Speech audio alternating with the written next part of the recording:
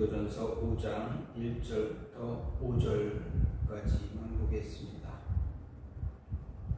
너희 중에 심지어 음행이 있다 함을 들으니 그런 음행은 이방인 중에서도 없는 것이라. 누가 그의 아버지의 아내를 취하였다 하는도다. 그리하고도 너희가 오히려 교만하여져서 어찌하여 통한이 여기지 아니하고 그 일을 행한 자를 너희 중에서 쫓아내지 아니하였느냐. 내가 실로 몸으로는 떠나 있으나 영으로는 함께 있어서 거기 있는 것 같이 이런 일 행한 자를 이미 판단하였노라. 주 예수의 이름으로 너희가 내 영과 함께 모여서 우리 주 예수의 능력으로 이런 자를 사탄에게 내어주었으니 이는 육신은 멸하고 영은 주 예수의 날에 구원을 받게 하려 함이라. 아멘. 오늘 말씀 고린도전서 5장 1절부터 5절 말씀입니다. 오늘 말씀은 고린도 교회 내의 어떤 도덕적인 무질서와 관련한 책망 그리고 권면을 이야기하는 가운데서 고린도 교회 내에 일어났던 그런 죄, 즉 음행의 죄, 그 음행도 아버지의 아내를 취하는 그런 근친상 간의 죄에 대한 바울의 이야기, 죄에 대해서 바울이 이야기한 것입니다. 당시 고린도시, 그 도시는 세계적인 항구 도시고 상업이 정말 크게 발달했습니다. 특히 무역업이 굉장히 발달한 도시입니다. 그로 말미암아 이제 많은 배들이 그 도시로 들어오고 나가고 하는 그 모습 때문에 도덕적으로 타락하고 문란한 성문화가 매우 발달했다라고 할 수가 있습니다. 즉 그런 문란한 문화가, 성문화가 그 도시 전반적으로 퍼져 있었다, 크게 퍼져 있었다라고 할 수가 있습니다. 때문에 고린도 이 도시는 방탕하라는 별명을 얻은 도시입니다. 그 방탕하라는 그런 별명까지 얻기도 했습니다. 따라서 이 도시에 있는 교회, 고린도 교회는 자연히 그러한 죄에 노출될 수밖에 없었고, 또 급기야 교회 안에서 아버지의 아내를 취하는 그러한 사건, 있어서는 안 되는 그러한 사건이 발생하게 되었습니다. 그런데 바울의 말을 잘 생각해 보면 이러한 범죄는 이방 교도들에게도 그들도 행하지 않는 그러한 모습이었다라는 것을 알게 됩니다. 어떤 이 문제에 대해서 고린도 교회가 이런 큰 문제에 대해서 이방인들도 행하지 않는 그러한 죄를 행했던 이 모습에 대해서 고린도 교회는 어떻게 했는가? 바울은 고린도 교회의 그 행동, 고린도 교회가 이러한 죄가 있음에도 불구하고 그들이 행한 모습 때문에 더 큰 화를 내고 있음을 볼 수가 있습니다. 즉 이런 죄에 대해서 고린도 교회가 아무런 죄를 정하지 않고 징계를 가하지 않고 가만히 있었던, 수수방관하고 있었던 그 점 때문에 바울은 굉장히 노를 바라고 분노하고 있음을 볼 수가 있습니다. 사실 교회 내에 범죄자가 있을 경우 마땅히 그 사람을 권징하고 징계하는 것, 그래서 죄를 회개하게 하는 것, 그것이 바로 교회에 주어진 책임임에도 불구하고 고린도 교회들은 이런 책임을 외면하고 있었다라는 것입니다. 수수방관하는 그런 모습만 가졌습니다. 이에 따라서 바울은 그런 고린도 교회의 무책임한 행동을 책망하고 자신은 이미 이런 이 죄를 지은 자들을 판단했다라고 각인시켜주면서 그리스도의 권위와 능력 아래서 그를 출교시켜야 한다라고 강하게 이야기하고 있습니다. 그들을 출교시켜야 하는 이유 무엇이냐? 그들이 출교당한 뒤 회개하고 돌아와서 그의 영혼은 구원받을 수 있게 하기 위해서입니다. 그 모습을 가질 수 있도록 그들에게 권징을 행하라, 징계를 행하라 라는 것이 바울의 모습입니다. 즉 고린도 교회 내의 문제는 타당의 문제뿐만 아니라 이런 죄가 있음에도 수수방관하는, 그냥 가만히 내버려두는 방관자의 입장을 취했기에 그 교회에 더 큰 문제가 있었다라는 것입니다. 즉 교회 안에 있는 교회 자체에 문제가 있기에 그들의 교회 안에 있는 교회 내의 그 믿음, 그 신앙, 교회의 믿음, 우리 교인들의 믿음, 신앙 자체에 문제가 있었기에 죄가 일어남에도 불구하고, 죄가 있음에도 불구하고 방관자의 모습을 그저 나타내는 그런 모습이 있었다라는 것입니다. 그러면 이렇게 교회가 잘못된 길, 바른 길을 가지 않으면, 믿음의 길, 신앙의 길을 가지 않게 되면 어떻게 되는가? 오늘 말씀을 통해서 생각해 볼 수 있는데, 교회가 잘못된 길을 가게 되면 어떻게 됩니까? 그 잘못된 길을 가고 있음에 대해서 안타까운 마음을 가져야 한다라는 것입니다. 즉 다른 말, 오늘 말로 보면 통한이 여기는 그런 마음을 가질 수 있어야 합니다. 그래서 2절 말씀을 보면 그리하고도 너희가 오히려 교만하여져서 어째 통한이 여기지 아니하고 그 일 행한 자를 너희 중에서 쫓아내지 않느냐라고 바울은 이야기합니다. 고린도 교회 성도들을 그들의 태도에 대해서 질책하는 것이 2절 말씀입니다. 바울은 고린도 교회 내 이방인 중에도 없는 그런 악행, 계모와 음행하는 자 있다는 소식을 듣고 큰 충격을 받았습니다. 하지만 바울을 더 충격에 빠지게 한 것, 바울로 하여금 더 충격받게 한 것은 이런 죄가 있는 고린도 교회임에도 불구하고 이런 사람들에 대해서 고린도 교회가 취한 태도가 무엇이었는가 했습니다. 즉 고린도 교회는 아버지의 아내와 음행한 자를 가만히 내버려 둡니다. 용납합니다. 아무런 제재도 가하지 않았습니다. 그들은 이런 죄가 교회 안까지 침투하게 된 것을 통한이 여겨야 했음에도 불구하고 그렇게 하지 않았다라는 것입니다. 어떤 죄가 교회 안에 머물게 되면 그 죄로 인해서 큰 어려움을 당하게 됩니다.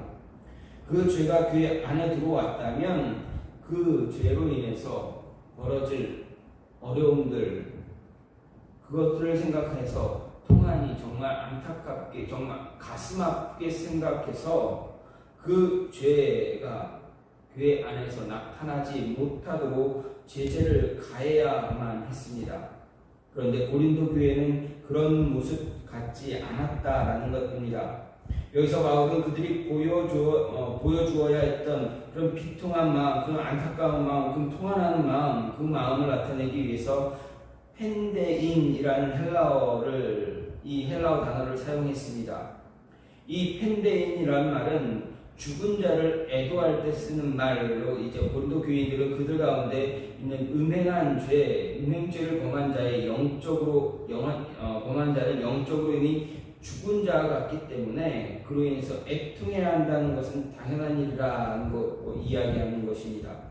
즉 이러한 죄를 지은 자, 그는 영적으로 이미 죽은 자다. 그래서 너희는 애통해야 한다. 그것이 당연한 모습이다 라고 바울은 이야기하고 있습니다. 어쨌든 여기서 바울이 강조하고자 하는 것, 죄에 대해서 심각하게 반응해야 된다라는 내용입니다. 이야기입니다. 죄에 대해서 안일한 태도 취하게 되면 그것은 참 위험한 일입니다. 죄에 대한 유일한 예방책, 그것은 죄를 보고 충격을 받는 것입니다. 서양의 어떤 어떤 철학자가 말하기를 인간은 성결의 무한한 아름다움과 죄의 무한한 추악함을 보지 않으면 안 된다라고 이렇게 이야기했습니다. 이 말이 무엇입니까? 성결의 무한한 아름다움, 죄의 무한한 추악함, 죄의 무한한 추악함을 보아야 성결의 아름다움을 알 수 있다라는 것입니다. 즉 죄에 대해 심각하게 생각하지 않는 사람은 이미 위험한 지경에 빠진 사람이다라는 것입니다. 죄를 지었음에 죄가 눈에 보임에도 충격을 받지 않으면 그 죄에 대해서 무감각해지기 때문이다라는 것입니다. 그 죄가 보여주는 그 추악함을 바라보지 못하게 된다라는 이야기입니다. 죄에 대해서 단지 비판하고 비난한다고 되는 것은 아닙니다. 예수님 당시 바리새인들도 죄에 대해서 참 많은 비판과 비난을 퍼부었던, 이야기했던 사람들입니다. 하지만 그들조차도 그 죄에서 자유롭지 않았다, 못했다라는 것입니다.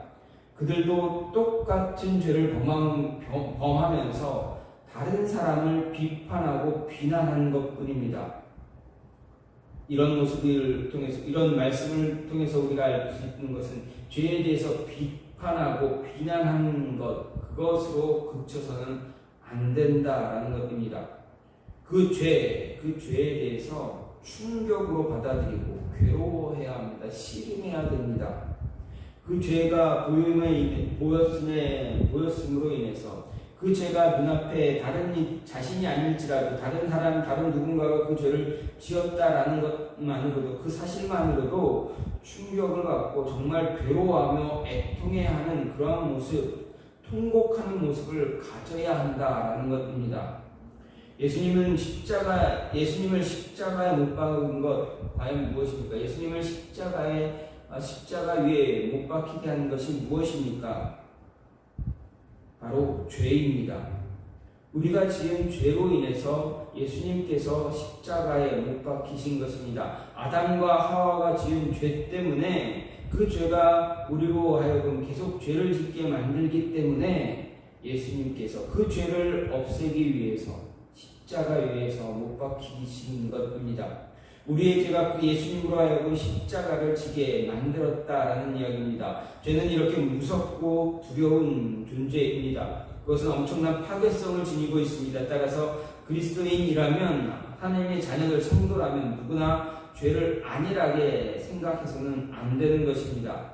죄를 회개하면 용서해 주지만 죄 자체에 대해서는 용인하거나 허용해서는 안 된다라는 것입니다. 죄를 지은 그가 회개하면, 죄를 지은 자가 회개하면 용서하는 것, 용서해 주는 것 당연합니다. 왜 그렇습니까? 하나님께서 이미 우리의 죄를 용서해 주셨기 때문에 그렇습니다. 그러나 지은 죄에 대해서는, 죄 자체에 대해서는 분명하게 책임을 물으신다라는 것입니다. 우리는 죄를 통하니 여김으로써 죄와 멀어질 수 있습니다. 아니, 멀어질 수 있어야 합니다. 죄를 통하니 여김으로 죄와 멀어지고 죄에 대해 애통함으로 예수 그리스도를 닮아갈 수 있어야만 합니다. 또 죄를 미워함으로 거룩한 하나님 안에 거할 수 있는 모습 가져야 합니다. 죄를 멀리하고 죄로 인해서 애통하는 마음, 그런 모습, 통곡하는 그런 모습, 충격받고 또 애통하는 그러한 모습을 가짐으로 인해서 하나님 안에 거하고 하나님과 동행할 수 있는 그런 모습 가질 수 있어야 한다라는 것입니다. 따라서 죄를 비통하게 여기는 교회가 그러한 그리스도인이 되어야 한다라는 것입니다. 교회가 잘못된 길을 걸어가게 되면 이런 죄의 모습에 빠지게 됩니다. 그럼 어떻게 됩니까? 이런 모습이 계속 있다 보면 무감각해지게 됩니다. 따라서 이런 모습이 있는 것을 볼 때, 이런 잘못된 길을 걸어가는 것을 보게 된다면 통하니 애통하는 그러한 모습, 그러한 마음가짐 가져야 한다라는 것입니다. 또한 교회가 잘못된 길을 걸어가게 되면 어떻게 됩니까? 전염병이 퍼지듯이 그 죄가 온 세상에 퍼지도록 한다라는 것입니다. 5절 말씀을 보면 바울은 이런 자를 사단에게 내어주었다 말하면서 고린도 교회 성도들로 하여금 근친상간의 죄를 범한 자를 출교시키라 강력하게 이야기하고 있습니다. 그가 자비심이라고는 없는 그런 무자비한 사람이냐, 바울이 자비심이 없는 그런 사람이냐, 사랑이 없는 사람이냐, 그렇기 때문이다라고 할 수가 없습니다. 바울은 성도들을 누구보다 사랑했던 사람입니다. 하나님의 사람들, 그리스도인들, 교인들을, 성도를 너무나도 사랑했던 사람이 바로 바울입니다. 또 교회의 성도를 출교시키는 것은 누구에게나 쉽지 않은 일이기에 바울도 매우 안타까워했을 것입니다. 그럼에도 바울이 이렇게 이런 명령, 이런 말을 한 분명한 이유가 있기 때문에 그렇습니다. 6절 후반부를 보게 되면 적은 누룩이 온 덩어리에 퍼지는 것을 알지 못하느냐라고 바울은 말했습니다. 즉 바울은 죄를 범한 자를 용납하는 것은 적은 누룩이 온 덩이에 퍼지듯이 다른 성도들로 하여금 동일한 죄를 범할 수 있도록 도와주는 것 뿐이다라는 이야기입니다. 즉 죄의 전염성이 매우 강하기 때문에 몸 전체를 보호하기 위해서는 그 아픈 부분을 과감히 도려내야 한다라는 것을 이야기하는 것입니다. 처음부터 강력한 대처를 취해야 그 전염병으로부터 몸을 보호할 수가 있습니다. 죄와 비교된 이 누룩의 성질 잊지 말아야 합니다. 누룩은 어떻습니까? 빵이나 술을 만들 때 발효제로 사용이 됩니다. 특히 빵을 만들 때는 누룩이 퍼진 반죽 덩어리를 조금 떼어놓고 빵을 만듭니다. 그리고 나중에 다시 빵을 만들 때는 그 양이 얼마가 되든지 남겨진 누룩이 퍼진 반죽의 조각을 함께 넣어 반죽을 합니다. 그러면 금세 전체에 다시 누룩이 퍼진 퍼져서 반죽의 일부를 떼어놓고 또 빵을 만들게 됩니다. 이런 방식으로 적은 양의 누룩으로 많은 양의 반죽에 사용할 수 있다는 것입니다. 그만큼 누룩이라는 것은 쉽게 퍼지는 그러한 성질을 가지고 있습니다. 죄도 이런 누룩과 같다라는 것입니다. 이런 통찰력 바울뿐만이 아니라 예수님도 말씀을 통해서 가르쳐 주셨습니다. 마태복음 16장 6절을 보면 제자들에게 예수님께서 분명하게 말씀하셨습니다. 삼가 바리새인들과 사두개인들의 누룩을 주의하라 이야기하셨습니다. 이 말씀은 예수님께서 오병이어와 칠병이어의 사건을 그 이적을 보여주신 이후에 제자들과 다른 곳으로 이동하시면서 배를 타고 옮겨가시면서 분명하게 말씀하신 것입니다. 바리새인들과 사두개인들의 그들의 누룩을 조심하라 하셨습니다. 거짓된 위선이나 교훈, 율법주의를 말하는 것입니다. 그리고 고린도 교회의 도덕적 타락을 나타내는 누룩과는 의미면에서는 차이가 있긴 하지만 동질적으로 거의 차이는 있지만 그래도 보게 되면 이 죄와 그들의 가르치는 사두개인과 바리새인들이 가르치는 이야기하는 그 누룩은 질적으로는 같다라고 할 수가 있습니다. 고린도 교회의 도덕적 타락을 나타내는 누룩과 의미면에서 분명 질적인 면에서는 같은 모습입니다. 하지만 또한 예수님께서는 죄의 효과가 얼마나 큰가 설명하실 때도 누룩을 비유로 말씀하신 것을 볼 수가 있습니다. 그만큼 죄만큼 급속도로 많은 사람들을 물들게 할 죄가 그만큼 빠른 속도로 사람들로 하여금 죄를 짓게 만들 수 있다라는 것입니다. 즉 전염병과 같은 모습을 갖고 있다는 이야기입니다. 죄는 전염성이 매우 강합니다. 신속하게 많은 사람들에게 퍼져나갑니다. 더욱이 말초 감각에 민감한 현대인들 그리고 어느 때보다 빠른 커뮤니케이션 매체가 발달한 지금은 전염성이 더 강할 수밖에 없습니다. 발효를 위해 알맞은 환경이 있듯이 지금 현대는 죄가 전염하기에 최적의 환경을 갖추고 있다 할 수 있습니다. 한 예로 인터넷상에서 어린 학생들이 자살이나 폭탄 조절법에 대한 정보를 받아 실제로 그 일을 모방하기도 했습니다. 의로운 것은 소문이 나기 쉽지 않고 뜻을 같이 하는 사람들을 모으는 것도 쉽지 않지만 이런 죄에 대한 것은 광고하지 않아도 알려주지 않아도 너무 쉽게 사람들의 마음과 생각, 행동에 파고들고 있다는 것입니다. 매스컴에서 억제 효과를 얻고자 이런 죄된 일들을 부각시키기도 하지만 오히려 모방범죄가 더 가중되는 것이 지금 현실이다라는 것을 보게 된다면 그만큼 죄가 얼마나 전염성이 강한 것인가를 알 수가 있습니다.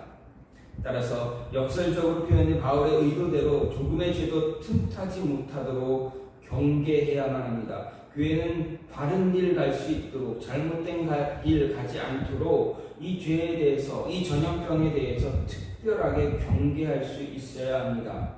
혹시라도 죄를 범하게 된 지체가 있다면 그들에게 빠른 시간 내에 죄에서 벗어날 수 있도록 권면해야 됩니다. 한두 사람이 찾아가서 이야기하고, 그렇지 않으면 교회가 찾아가서 장로들로 동행해서 찾아가서 이야기해서 빠른 시간 안에 그 죄에서 벗어날 수 있는 길을 찾아 주어야 합니다. 그렇지 않으면 그 죄는 그 한 영혼을 완전히 무너뜨리고 그 영혼뿐만 아니라 교회도 힘들고 어려움에 빠지게 만들기 때문입니다. 교회만이 그렇지 않습니다. 교회가 타락하면 어떻게 됩니까? 교회가 타락하게 되면 세상의 모든 사회, 우리가 살고 있는 이 사회까지도 타락하게 되기 때문에 그렇습니다. 지금 우리가 세상 살기 힘들다라고 이야기하는 모든 것들이, 모든 원인이 바로 교회 안에서 죄가 그 전염성을 끊임없이 일으키고 있기 때문이다라고 할 수가 있습니다.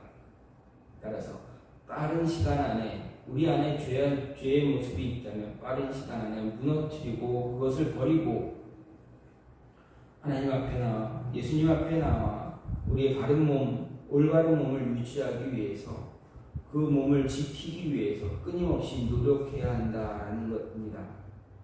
교회가 잘못되어져 가면, 잘못된 길을 걸어가게 되면 오히려 전염병이 되어버려 온 세상을, 사회를 더 힘들게 어렵게 만든다는 것 잊지 말아야 합니다. 마지막으로 교회가 잘못된 길을 갈 때 우리는 바른 길 갈 수 있도록 힘써야 한다라는 이야기입니다. 4절 5절 말씀은 계모와 음행한 자를 그리스도의 이름과 그 권능으로 징계해서 출교했다라는 바울의 말입니다. 바울은 자신이 판단해서 음행한 자를 징계한 것 같이 고린도 교회 성도들도 모여서 그 음행한 자를 징계할 것을 강조했습니다. 빨리 그 모습을, 그러한 징계를 가하라라고 재촉하고 있었습니다. 여기서 사단에게 내어주었다라는 말은 성도를 교회에서 추방시키는 것을 이야기합니다. 초대교회 성도들은 교회가 그리스도의 다스림과 보호하심 아래 머물러 있다라고 생각했습니다. 반면 교회 밖은 그리스도의 지배하심에서 떠난 사단의 영역이다라고 생각했습니다. 따라서 출교는 징계의 극단적인 조치로서 죄인들에게 있어서는 제일 큰 벌이다 할 수도 있습니다. 한편 이처럼 권징은 그리스도께서 직접 정하신 것입니다. 예수님께서 어떤 성도가 죄를 지을 경우 먼저 회개를 권면하고 그것을 듣지 않는 경우 한두 사람의 증인을 데리고 가서 권면하되, 그래도 회개하지 않고 듣지 않으면 교회에 그 사실을 알리고 교회의 공식적인 말로도 듣지 않으면 이방인과 세대같이 여기라 분명히 말씀하셨습니다. 여기서 이방인이나 세리같이 여기라는 말, 그것은 당시 유대교 공동체에서 쫓겨난 세리나 이방인처럼 교회 역시 죄인들을 출교할 것을 명령한 것입니다. 초대교회는 이런 예수님의 기준, 권징 규례를 정말 성실하게 이행했습니다. 그래서 거짓 성도와 수많은 이단자들을 출교해서 교회의 거룩함을 보존해 왔습니다. 따라서 오늘날 우리도 이런 권징 규례를 잘 시행할 수 있는 모습 가져야 합니다. 그렇지만 이런 모습 잘 이행되고 있지는 않습니다. 그 결과 교회는 세상의 죄에 오염되어 가고 있다 이야기하기도 합니다. 물론 죄인을 무조건 처벌하는 것만이 능사는 아닙니다. 교회는 예수님의 가르침대로 무엇보다 죄인이 회개하도록 유도해야 합니다. 권면해야 합니다. 하지만 계속적으로 상습적으로 죄를 범하고 또 교회의 권면도 듣지 않는 자들에 대해서는 과감하게 징계함으로 출교할 수도 있어야 합니다. 그래야 교회가 바른 길로 갈 수가 있기 때문입니다. 이 규례를 바르게 시행하는 교회가 진리 안에서 바르게 성장할 수가 있습니다. 한번 죄를 묵인함으로 인해서 온 교회가 죄로 오염되어서는 안 되는 것을 분명히 우리는 알아야 합니다. 교회 본질을 상실하게 되면 위기를 맞게 됩니다. 따라서 교회는 명백하게 죄를 범하고 회개하지 않는 자들을 향해서 성경 말씀대로 분명하게 이야기해 주고 가르쳐 주어야 합니다. 예수님의 명령에 따라 행함으로 인해서 죄로 오염되는 것을 미연에 방지할 수 있는 모습 가져야 합니다. 만일 우리가 죄인을 징계하지 않는다면 그것은 예수님의 명령을 거스르는 모습과 같다라는 것 잊지 말아야 합니다. 기억해야 합니다. 따라서 바른 길 갈 수 있도록 힘써서 이야기하고 권면하고 이끌어주고 끊임없이 관심을 가져주고 그로 인해서 바른 길 갈 수 있도록 도울 수 있는 그런 모습 가져야 한다라는 것입니다. 교회가 잘못된 길, 바른 길 가지 못하면 커다란 문제를 일으키게 됩니다. 그러한 문제는 쉽게 막을 수 있었던 어떤 문제를 쉽게 막지 못하고 이제 어떻게 대처할 수 없을 정도의 모습이 되어지는 것과 같다라는 것 우리는 기억하고 교회가 바른 길, 잘못된 길을 걸어갈 때 늘 바른 길을 갈 수 있도록 끊임없이 노력하고 힘써야 한다라는 것 기억하고 그 모습대로 살아갈 수 있는 그 모습대로 교회가 이루어질 수 있는 모습 가져야 하겠다라는 것입니다. 오늘 말씀을 통해서 바울은 교회가 바른 길을 가야 하는 이유, 잘못된 길에 들어서지 않아야 한다라고 분명하게 이야기합니다. 잘못된 길에 들어서게 되면 애통하는 마음 가지고 그 잘못된 길에서 돌아설 수 있게 해야 되고 바른 길 갈 수 있도록 힘써야만 합니다. 그 모습을 갖지 못하면 교회가 잘못된 길을 걸어감으로 인해서 전염병과 같이 되어져 버림으로 인해서 정말 큰 문제를 일으킬 수 있기 때문입니다. 이 모습이 저와 여러분 안에 이런 모습이 나타나지 않도록 하나님 앞에서 늘 기도함으로써 무릎 꿇고 하나님께 간절히 간구함으로 애통함으로 인해서 교회가 바른 길 갈 수 있도록 하나님의 사람들이 하나님이 기뻐하시는 모습대로 살아갈 수 있도록 해달라고 늘 기도하며 간구할 수 있는 모습을 가져야 하겠습니다. 이 모습이 늘 우리 안에 저와 여러분 안에 있기를 간절히 소망합니다. 지금 같이 기도하기를 원하는데 하나님 교회가 바른 길을 걸어갈 수 있도록 바른 길 갈 수 있도록